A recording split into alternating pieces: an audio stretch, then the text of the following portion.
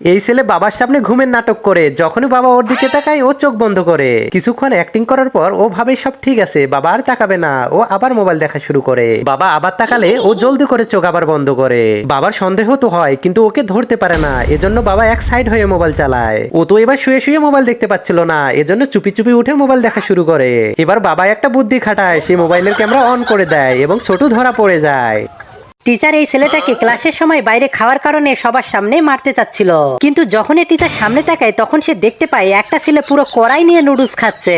তখনই টিচার ওকে ক্লাস থেকে বাইরে ফেলে দেয়। তখনই টিচারের নজর একটা ব্যাক বেঞ্চার স্টুডেন্টের কাছে যায়, যে কিনা আজকের আগে কখনো বই খুলে দেখেনি, কিন্তু আসলে এ তো বইয়ের আড়ালে চরকায় বসে ভুট্টা খাচ্ছে। এই মেয়ে সবসময় ওর হাত মাথায় দিয়ে আছে, কিন্তু যখনই টিচার ওর হাত সরায় তো টিচার দেখতে পায় এ তো পাইপ দিয়ে কফি খাচ্ছিল। এই ক্লাস ক্যাপ্টেন বাকি স্টুডেন্টদের এমন ভাবে বলে মনে হয় যে ও কোনো কিছু করে। যখনই টিচার ওর ফুটবলের চেন খুলে দেখে, আরে এ কি, এটা তো একটা তরমুজ। আপনিও কি কখনো ক্লাসে চুপ করে খেয়েছেন? অবশ্যই কমেন্টে জানাবেন। যখনই বাবা ঘরে আসে তো ওর আদরের মেয়ে পালিয়ে সোজা ওর বাবার কাছে যায়, আর বাবার কাছে মায়ের ব্যাপারে নালিশ করে। কিন্তু নিজের স্ত্রীর কাছে কোন স্বামীই বা বেশি কথা বলতে পারে? ও তো এই ব্যাপারে মেয়েকে সাহায্য করতে সোজা মানা করে দেয়। ও তো মেয়েকে ওইখানে রেখে নিজে বেঁচে পালিয়ে যায়, না হলে তো ও ফেসে যাবে। এখন আর কি করার, মেয়েকে তো নিজেকেই বাঁচতে হবে। ও এবার নিজের বুদ্ধি খাটায়। ও সোজা গিয়ে মাকে জড়িয়ে ধরে এবং বলে, তুমি তো পৃথিবীর সব থেকে ভালো মা, সুন্দর মা, স্মার্ট মা। মায়ের রাগও ধীরে ধীরে ঠান্ডা হয়ে যায়। এই জনাব তো কলেজে না গিয়ে ঘরে আরাম করে শুয়ে আছে। তখনই তার মা তার ঘর থেকে মোবাইলের আওয়াজ পায়। তখন আম্মু দৌড়ে ওর ঘরে চলে আসে। নিশ্চয়ই এই বেদব আজকেও কলেজে যায়নি, কিন্তু এই ছেলে তো চুপ করে ঘর থেকে বেরিয়ে যায়। কিন্তু হঠাৎ করে ও বাবার সামনে পড়ে যায়, কিন্তু ও তো বাবার চোখে ফাঁকি দিয়েও গায়েব হয়ে যায়। তারপর ওর বাবা মা একাই শপিং করার জন্য প্ল্যান করে। আমাদের চিন্টু এখন কলেজে আছে, জলদি করে শপিং করে বাড়িতে চলে আসবো। ও অযথা বেশি টাকা খরচ করায়, কিন্তু এই ছেলে সুযোগ পেয়ে গাড়ির ডিক্কিতে উঠে যায় আর নিজের পছন্দের জিনিসগুলো নিয়ে চুপ করে টলিতে রেখে দেয়। স্কুটিতে বসা ছেলেটা এই ট্রাফিক পুলিশের মোবাইল ছিনিয়ে নিয়ে পালিয়ে যায়, কিন্তু পিছনে বসে থাকা ছেলেটা ওর হাতে ধরা পড়ে যায়। তারপর পুলিশ বলে, ওই হিরো, কোথায় পালাচ্ছ? এখন যে ছেলেটা আমার ফোন নিয়ে গেছে ও তো তোমার বন্ধু, তাই না? আমাকে স্কুটিতে বসাও আর ওর কাছে নিয়ে যাও, দেখি তোমার বন্ধু এবার কিভাবে বাঁচে। ছেলেটা পুলিশকে তো স্কুটিতে বসিয়ে নেয়, কিন্তু কিছু দূর যেতেই ও আরেকজনের একটা ফোন ছিনিয়ে নিয়ে স্কুটি রেখে পালিয়ে যায়। আর এই ছেলেটা পুলিশকে তার বন্ধু ভেবে তাকে ধরে ফেলে। বলে, পুলিশ হয়েও তুমি চুরি করো? আরে না ভাই, ও কে, আমি ওকে চিনি না। কিন্তু ছেলেটা বলে, ওসব আমি জানি না, তুমি যদি সুস্থভাবে বাড়ি যেতে চাও তাহলে স্কুটি আমাকে দিয়ে দাও। কিন্তু আসলে এই ছেলেটা ছিল ওদের 3 নাম্বার বন্ধু। তুমি এখনো গেম খেলতেছো? তুমি তো হোমওয়ার্কও করোনি। যখনই ওর মা ওর কাছে যায় তখন সে বুঝতে পারে এটা তো ওর ছেলে না, এটা তো একটা পুতুল। আচ্ছা, পুতুলকে শুয়ে রেখে এখানে ট্যাপ চালাচ্ছ? মা যখনই ওর ছেলেকে টাচ করে তো ওইখানে ও ছেলের জায়গায় পুতুল বের হয়। হাই আল্লাহ, এটা কি আমার ছেলে নাকি আমাকে বোকা বানানোর ফ্যাক্টরি?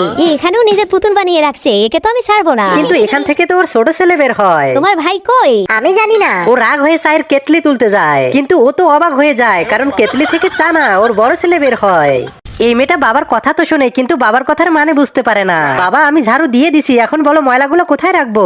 রাগ হয়ে বাবা ওগুলাকে টেবিলে রাখতে বলে, কিন্তু বোকা মেয়ে কোনো কিছু না বুঝে বাবার কথা মতো ওগুলো টেবিলের উপর রেখে দেয়। এসব দেখে বাবার চেহারা রাগে লাল হয়ে যায়। বাবা, মোবাইলে তো চার্জ নাই, বলো এটা আমি কোথায় চার্জে লাগাবো?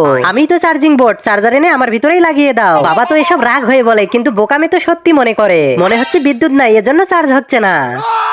আরে আমার তো অনেক ঘুম আসতেছে, একটুও পড়াশোনা করো না, আর তাতেই ঘুম আসতেছে। কালকে থেকে আমি স্কুলে যাবো আর তুমি অফিসে যাবে, তারপর বুঝতে পারবে। পরের দিন মেয়ে বাবাকে স্কুলে যাওয়ার জন্য রেডি করে দেয়। এখন যাও তুমি আমার স্কুল আর আমি তোমার অফিসে যাব।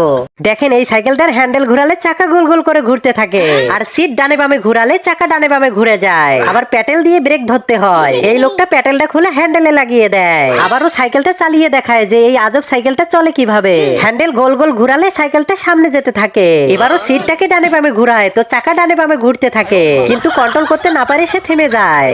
প্রিন্সিপাল স্যার আসতেছে, আজকে তো সবার মোবাইল নিয়ে নিবে। কেউ যদি মোবাইল বাঁচাতে চাও তাহলে তাড়াতাড়ি আমাকে দিয়ে দাও। এটা শোনার পর সব স্টুডেন্ট মোবাইল তাড়াতাড়ি স্যারকে জমা দেয়। দারুণ বুদ্ধি মাস্টারজি, এভাবে কাজ করতে থাকো। এটা দেখার পর স্টুডেন্টরা তো অবাক হয়ে যায়। ছাত্রদের টিচার একদমই ভরসা করে না। জলদি মোবাইল বের করো, আমার কাছে মোবাইল নেই। কিন্তু জুসের প্যাকেট ছিঁড়তেই মোবাইল বেরিয়ে আসে।